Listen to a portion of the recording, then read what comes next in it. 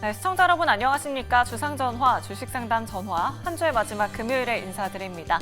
진행의 권재은입니다. 드디어 긴 설 연휴가 시작됐습니다. 오늘 외국인 기관의 수급이 강하게 들어오면서 국내 증시는 강보합권으로 마감했는데요.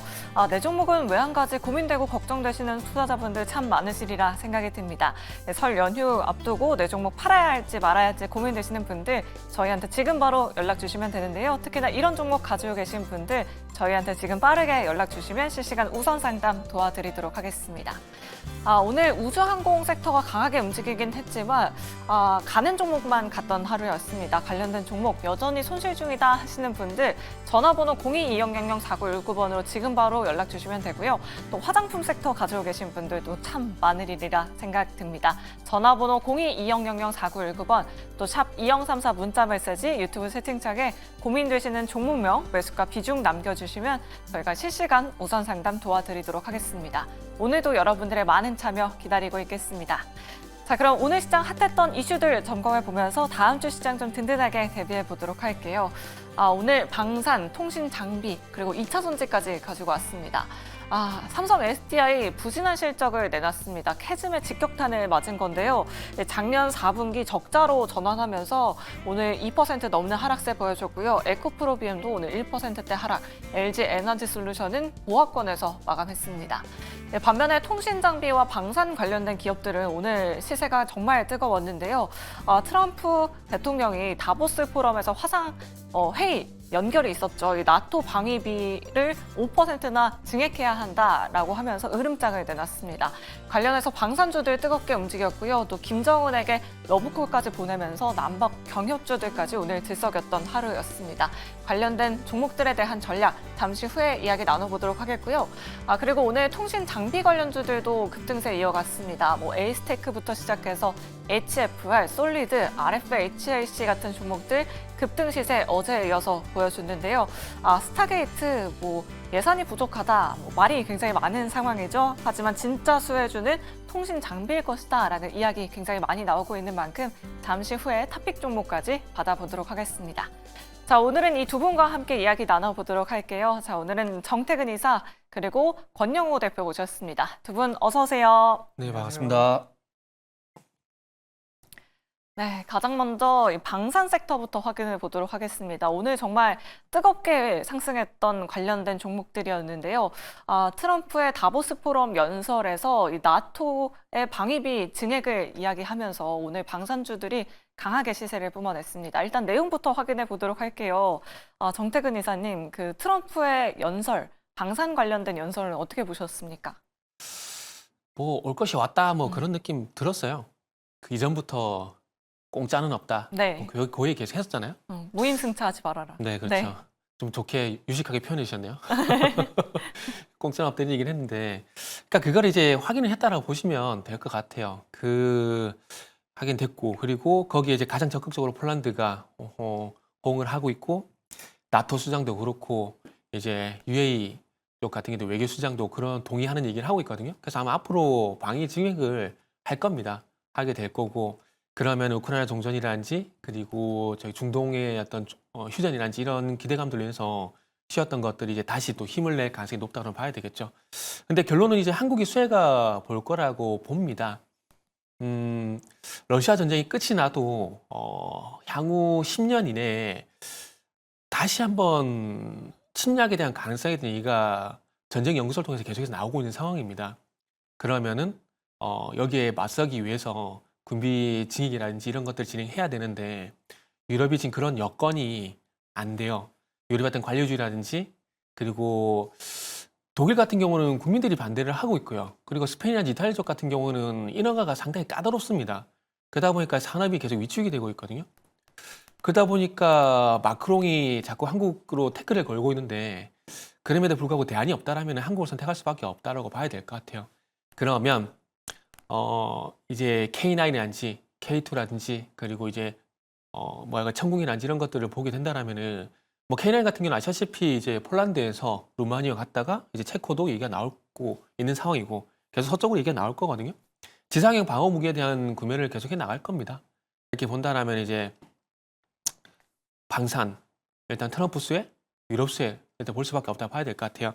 그래서 한 번쯤 고비가 오지 않겠나라고 생각이 드는데 그 고비가 개인적으로는 3월달 이제 공매도 제의가 될 건데 공매도 제의가 되게 된다라면은 그때도 그런 이슈가 있음에도 불구하고 계속 상승이 갈지 한번 지켜봐야 될 것 같은데 지금은 뭐 한 달, 두 달 정도 남았으니까 어쨌든 유럽 그리고 트럼프 수혜주로서 방사는 다시 한번 힘을 내줄 가능성이 있다고 봐주고 대장은 여전히 뭐 하나 에어로스페이스 지상행 방어무기 이쪽을 봐야 될 것 같아요. 네, 알겠습니다. 대장주는 역시나 하나 에어로스페이스다라고 이렇게 말씀 주셨는데, 오늘 정말 하나 그룹주들의 시세가 정말 뜨거웠습니다. 천장 모르고 계속해서 치솟는 주가인데요. 오늘 특히나 하나 오션 오후장 들어서 상승 탄력을 더해줬어요. 2시경으로 거래량이 갑자기 또 몰리면서 결국에는 10% 넘는 급등세로 마감했습니다. 권영우 대표님께 여쭤보도록 할게요. 또 미국이 중국 윗슨 조선소를 제재한다, 뭐 이런 소식이 또 장중에 나오더라고요. 중국 관련해서 수혜도 되고, 뭐 방산 쪽도 계속해서 수혜를 받고 있고, 도대체 이 하나 그룹주들은 언제까지 이런 시세 흐름 이어갈 거라고 보세요? 일단은 하나그룹주들 같은 경우에는 최근에 이제 김동관 그 부회장이 이제 트럼프 취임식에도 뒤늦게 뭐 참석을 했다 뭐 이런 소식으로도 좀 트럼프 정책의 수혜를 본격적으로 좀 입을 것이 아니냐 어떤 이런 기대감이 좀 더 지금 반영되고 있는 부분도 있다고 보고 있습니다. 방산주들 같은 경우에 특히나 이 하나그룹주가 좀 앞으로도 좋다고 생각하는 부분이 일단은 나토 측에서도 최근에 이제 GDP에 대비 GDP 한 2% 정도를 2% 정도에서 5%까지 국방비를 이제 상향시켜야 돼, 방위비를 부담을 하겠다라고 얘기한 만큼 앞으로 이제 트럼프가 이제 방위비 지출에 대한 압박을 유럽이 이제 받게 된다면 이런 부분에 있어서 국내 기업들은 당연히 수혜를 입을 수밖에 없다. 저는 그렇게 보고 있고 하나오션이 그 중에서도 최근에 이제 MRO 관련해서 미국 해군으로부터 계속 수주가 들어오고 있거든요. MRO에 대한 어떤 문의가 계속 들어오고 있고 12월 19일부터 19일에는 이제 미국 필리 조선소 인수를 지금 완료했습니다. 지금 차트상으로 봤을 때는 지금 신고가를 계속 가고 있는데 약간 좀 차익 매물이 좀 나을 수 있는 어떤 그런 부담이 있는 어떤 그런 상황이라고도 볼 수 있겠지만 사실 요새 시장에서 가는 종목만 또 계속 가고 또 좀 안 가는 종목들은 좀 시세가 좀 나오지 않고 좀 수급에서 좀 소외되는 어떤 그런 측면이 있다 보니까 지금 흐름으로 봤을 때 어쨌거나 방산주는 수출 섹터 중에 하나입니다. 그렇기 때문에 지금 고환율의 구간에서도 충분히 이익적인 모멘텀도 있는 상황이고 방산에 대한 어떤 지금 악재보다는 지금 호재가 굉장히 많은 어떤 그런 시국이다 보니까 앞으로도 지속적으로 관심을 가져야 되고 그 중에서도 이제 방산 내에서도 하나오션 이 조선 쪽이 충분히 각광을 받을 수 있겠다라고 보고 있습니다. 네, 알겠습니다. 두 분의 토픽이 모두 하나 그룹주 안에서 나왔습니다. 하나 에어로스페이스 그리고 하나 오션의 주가 움직임 어느 정도의 상승 탄력 나올지 계속해서 지켜보시면 좋을 것 같습니다. 다음으로는 5G 장비주들도 한번 확인해 보도록 할게요. 이 스타게이트 모멘텀이 어제는 살짝 쉬어갔었는데 오늘까지 이어지는 모멘텀은 5G나 6G 장비주로 계속해서 이어졌습니다. 정태근 이사님께 여쭤보도록 할게요. 사실 뭐 작년에도 그랬고 재작년에도 그렇고 뭐 5G, 6G 장비 쪽 안에서는 계속 뭐 교체가 될 거다 이런 이야기는 항상 나왔었던 이야기잖아요. 그럼에도 불구하고 계속 주가는 안 갔어요. 이번에는 진짜 뭐 미중 갈등 수혜 그리고 트럼프 수혜 좀 5G, 6G 관련주들 받아갈 수 있을까요? 일단은 일부 종목은 일단 움직였어요. 일부 종목은 움직였고 그리고 결국 두 가지겠죠. 갈만한 이유는 지금 어느 테마고 섹터고 업종이고 안에 트럼프가 묻게 되면은 가는 현상이 나오잖아요. 그런데 지금 5G라든지 뭐 6G, 그 통신 쪽 같은 경우는 또 중국 제재까지 얘기 나오니까 일단 그로 인한 반응은 나올 거라고 봐요. 이미 나오고 있는 상황이고요. 그리고 결국 돈 문제거든요. 이게 5G의 단점 다들 잘 알고 계실 겁니다. 이게 주파수 거리가 짧고 장애물을 못 뚫는 그런 단점이 있어요. 많은 데이터 전송에 대한 장점은 있지만은 그런 단점이 있거든요. 그런 단점이 있다 보니까 돈이 엄청나게 들어갑니다. 엄청나게. 그래서 이 비용에 대한 부담을 얼마만큼 이겨내냐, 극복을 하냐가 저는 개인적으로 관건이라고 좀 봐지는데 어쨌든 뭐 취임 초기고 하니까 아마 자금에 대한 부분들은 좀 부담이 더 덜하지 않을까 생각이 드는데 글쎄 잘 모르겠어요. 일단 저도 지켜봐야 될 것 같은데 왜냐하면 그동안 한다 그랬지만 돈 문제 때문에 못했었고 우리나라를 예를 들게 되면은 지금은 뭐 비용이 좀 달라졌겠지만 과거에는 SK텔레콤이 우리나라에 5G 상용화시키려면은 20조 가량이 필요했습니다. 근데 그 20조 가량의 투입을 하고도 비용 대비 수익성에 대한 부분도 이렇게 담보가 되지 않은 상황이다 보니까 적극적으로 나서지는 않았었거든요. 근데 이제 뭐 오픈랜 얘기도 나오고 6G 얘기도 나오다 보니까 과거보다는 분명히 나아진 부분들이 있지만 그럼에도 불구하고 일단은 좀 지켜봐야 될 것 같아요. 지켜봐야 될 것 같고 그렇게 말씀드린 이유는 뭐냐면은 뭐 아직까지 비용이 많이 든다라는 그런 찜찜한 부분이 아직 남아 있고 거기에 플러스 거기에 이제 반대급부적으로 보게 되면은 어쨌든 이제 앞으로 뭐 자율주행이라든지 UAM이라든지 이런 것들을 가게 되면 통신 인프라가 분명히 필요하거든요. 그래서 그런 관점에서 보게 되면 추진될 가능성도 있기 때문에 그러다 보니까 중립적인 관점에서 한번 좀 지켜보고 싶어요, 저는. 아, 네, 알겠습니다. 일단은 트럼프 모멘텀이 묻은 점은 긍정적으로 평가한다라고 이렇게 말씀 주셨고요. 아, 권영우 대표님 의견도 궁금해요. 통신 장비주들 지금 담아봐도 되는 건지, 만약에 담아본다면 어떤 종목을 관심 있게 지켜보는 게 좋을까요? 일단 지금 미국이 지금 주목하고 있는 어떤 포인트를 체크를 해서 정확히 수혜를 받을 수 있는 국내 5G 기업들을 담아가는 게 좋다고 생각을 하고 있습니다. 일단 통신 쪽 같은 경우에 지금 미국이 이제 광통신 분야를 어쨌거나 향후 수십 년 동안 계속 이제 나타날 수밖에 없는 게 어쨌건 중국이랑 안보와의 전쟁이 계속 이어지고 있고 화웨이를 제재하고 있고 화웨이가 지금 시장 점유율이 32% 그리고 ZTE가 12% 정도거든요. 그러니까 글로벌 시장에서 대부분의 점유율을 중국이 가지고 있기 때문에 이런 통신 쪽에서 당연히 미국은 중국을 제재한다면 국내 기업에도 충분히 이렇게 기회가 올 수 있다. 저는 그렇게 보고 있는데 미국이 그 중국을 견제하는 이 통신 쪽에서 견제하는 카드가 오픈랜 카드거든요. 미국이 오픈랜을 통해서 5G 장비를 공급망을 다변화하고 미국의 이제 경쟁력을 강화하면서 이 바이든 정부 때부터 이 5G 관련해서 오픈랜 분야에 4.2억 달러를 투자를 했습니다. 그래서 이런 부분들에 대한 어떤 정책 방향을 흐름을 읽어봤을 때 앞으로도 계속 가속이 될 것 같고 그 상무부 쪽이랑 이제 그 통계에 따르면은 미국의 광통신 인터넷 전환 시장의 그 침투율이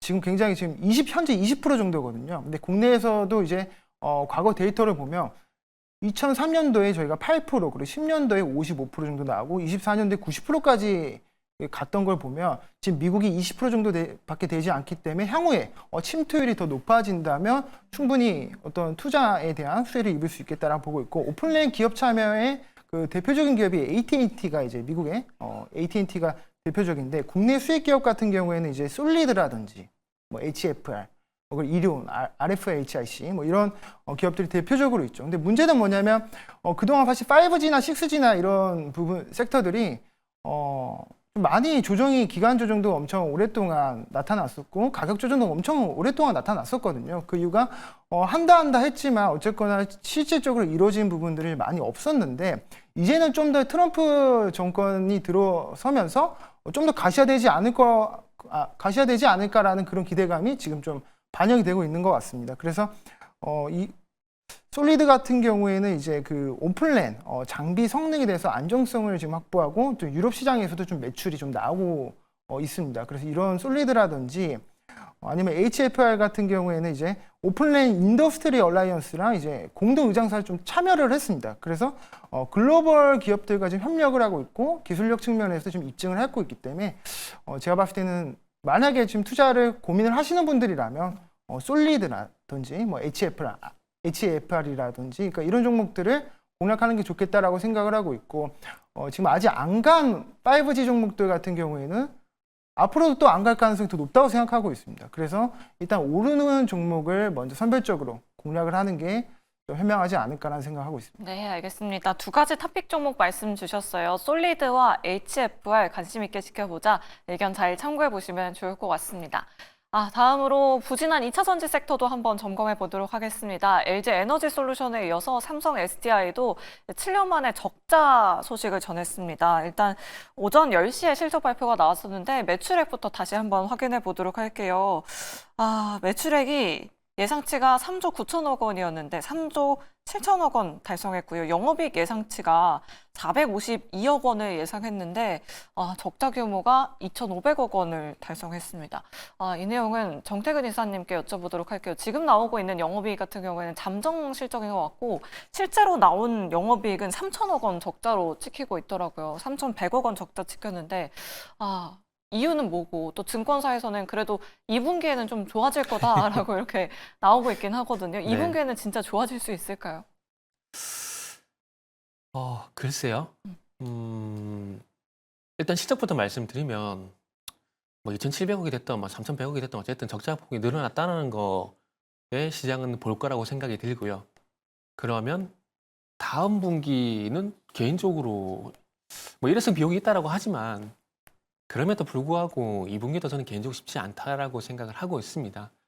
뭐 일회성 비용이 있긴 하지만 적자의 원인을 이제 배터리에서 찾을 수밖에 없는데 지금 잘 아시겠지만은 삼성 SDI 고객사는 다들 알고 계실 거예요. BMW, 리비안, 스텔란티스, 아우디 이런 기업들인데 이 기업들이 지금 점유율이 많이 올라가고 있나요? 공격적으로 영업을 하나요? 그리고 또 중요한 건 뭐냐면은 지금 보조금 편입 대상에서 포함된 기업이 없어요. 지금은 삼성 SDI 고객사 중에서 리비안 같은 경우 작년에 13종이 포함이 됐다가 또 제외가 됐거든요. 그런 문제 플러스 그거 이전에 소위 말하는 전기차 캐즘에 대한 얘기가 계속 나오고 있는 상황들이었고 그게 한 개 분기 만에 해결이 될까요? 저는 아니라고 생각을 하고 있거든요. 그러다 보니까 2차 전지가 가기 위해서는 전 두 가지 요건을 차라리 기대를 하는 게 낫지 않을까 생각이 들어요. 하나는 뭐냐면 지금 중소형주 장세입니다. 대형주 장세로 넘어가야 반도체가 가든 아마 2차 전지가 가지 않을까 생각이 들어요. 예를 들면은 2020년, 2021년도 두 섹터가 명확했죠? 2차 전지하고 인터넷 관련주들 그리고 자동차도 마찬가지고 그리고 2023년도 상반기 에코프로가 150만 원 같은데 기억나시죠? 2차 전지가 다시 한번 가려면 그런 장세가 와야 될 것 같아요. 그리고 이거는 개인적인 판단인데 2차 전지에 대해서 더 이상 나빠질 게 없다는 그런 인식이 좀 더 많이 나와야 되지 않을까요? 지금 나빠질 게 확인이 될 게 좀 더 많다라고 생각이 듭니다. 예를 들어서 트럼프도 리스크인데 트럼프 리스크가 완전히 앞으로 안 좋은 얘기가 더 많이 나올 거거든요. 근데 이런 것들에 대해서 2차 전지 악재가 완전히 다 반영이 됐느냐? 그건 또 아니라고 생각을 합니다. 그러다 보니까 일단은 지금 어쨌든 1분기를 통과하는 상황이기 때문에 1분기 실적도 안 좋을 가능성이 상당히 높습니다. 지금 작년 4분기나 지금 1분기나 달라진 게 거의 없어요. 그렇게 본다면 4분기 실적이나 1분기 실적이나 뭐 피차 마찬가지 생각이 들거든요. 그리고 2분기는 또 뭐냐면은 트럼프 정부가 들어와가지고 실적으로 정책을 진행하게 됐을 때 어떤 영향이 나올 건지 확인도 해야 돼요. 이렇게 보면 적어도 상반기 같은 경우는 기대할 부분이 없거든요. 그러다 보니까 제가 말씀드리고 싶은 건 2차 전지는 더 이상 나빠질 게 없다. 차라리 바닥 심리가 나오게 된다면은 그때 움직이지 않을까라고 생각이 듭니다. 네. 그래서 2차 전지는 결론을 낼게요. 이전과는 다른 시선으로 봐야 된다고 생각을 합니다. 그러나 아직까지 바닥 확인은 조금 더 하시는 게 아무래도 정신 건강에 더 좋을 것 같다라고 말씀드리고 싶네요. 네, 알겠습니다. 삼성전자 3천억 원 영업이익 적자 소식을 전했습니다. 아직까지는 바닥 확인이 더 필요하다. 오늘 신저가 기록했음에도 불구하고 추가적인 이슈들을 더 체크해봐야 할 것 같다라고 이렇게 남겨주셨는데 권영훈 대표님의 의견도 궁금해요. 사실 정말 뭐 IRA 법안 관련해서 이야기가 나온 것도 없는 상황이잖아요. 바닥을 조금 더 확인해 봐야 하는 건지. 그래도 뭐 최근에 매수 레포트도 나오고 이랬거든요. 에코프로비엠. 네. 제가 저번에도 이제 말씀드렸던 부분이 디스플레이 산업이 이제 몰락을 하게 된 이유가 중국에서 이 디스플레이 산업에 진출을 하면서 국내 디스플레이 산업들이 막을 내리게 됐습니다. 그래서 이 이후에 다음 타겟이 될 가능성이 높은 섹터가 2차 전지라고 제가 설명을 드렸거든요. 지금 2차 전지에 대한 이 산업의 레벨이 진입 장벽이 뭐 반도체라든지 자동차 같은 경우에는 대기업들도 진출했다가 포기하는 경우가 너무 많거든요. 왜냐하면 기술력에 대한 그 진입 장벽이 너무 높다 보니까 중국에서도 막 100조 이상 뭐 그렇게 투자를 해도 쉽게 뭐 어떤 결과물이 안 나고 양산성이 약하고 어떤 이런 부분들로 인해서 포기를 하게 되는 경우가 많습니다. 근데 2차 전지 섹터 같은 경우에는 이 배터리 사업은 진입 장벽이 생각보다 자동차나 반도체 대비 훨씬 문턱이 낮다 보니까 중국에서 이제 인건비, 낮은 인건비와 또 이제 그 리튬이나 니켈이나 2차 전지 소재 관련해서 중국에서 대부분 공급이 원활하게 되고 있기 때문에 이런 원자재 가격도 굉장히 어떤 입지가 좋은 상황입니다. 그렇기 때문에 중국에서 2차 전지 산업에 들어와서 공장을 많이 짓고 이 가격에 대한 덤핑이 계속 나타나고 있기 때문에 2차 전지 섹터가 우리나라 그 삼성 SDI나 뭐 LG 에너지 솔루션이나 이런 배터리 기업들이 마진이 나려면 어쨌거나 그 전체 산업이 좋아져야 되는데 중국이 같이 경쟁을 하는 과정에서 이 가격 경쟁력으로 이길 수 있을까 이런 부분들에 대해서 좀 의문을 가져봐야 되고 좀 경각심을 느껴야 되는 그런 시기라고 생각하고 있습니다. LG 디스플레이 차트만 보더라도 2007년부터 지금까지 줄고 뭐 중간중간마다 반등이 몇 번씩 나왔지만 꾸준히 우하향했거든요. 그래서 지금 2차 전지의 그 패턴을 보더라도 이제 막 그 적자 전환을 했습니다. 그럼 이 적자가 얼마 동안 지속이 될지 이건 아무도 모르는 거거든요. 그러니까 우리가 기다려야 되는 거는 어쨌거나 흑자가 다시 나올 거를 기다려야 되고 아마 그 과정에서 구조조정이라든지 어떤 기업의 그런 경영 전략도 좀 필요하다라고 생각을 하고 있습니다. 그래서 우리가 아직 수익성이 이렇게 보여지지 않는 이상 2차 전지를 신규로 매수를 하는 것은 조금 지양해야 되는 그런 부분이다라고 보고 있습니다. 네, 알겠습니다. 삼성 SDI 뭐 ESS 쪽에 집중하겠다라고 하긴 했지만 일단은 실적이 돌아서는 걸 좀 확인해 봐야 할 것 같다. 여전히 그때와 비슷하게 좀 보수적인 의견 남겨주셨습니다. 이렇게 삼성 SDI 이슈까지 체크해봤고요. 여러분들 종목 고민 굉장히 많이 보내주고 계십니다. 금요일에 종목 상담 본격적으로 출발합니다.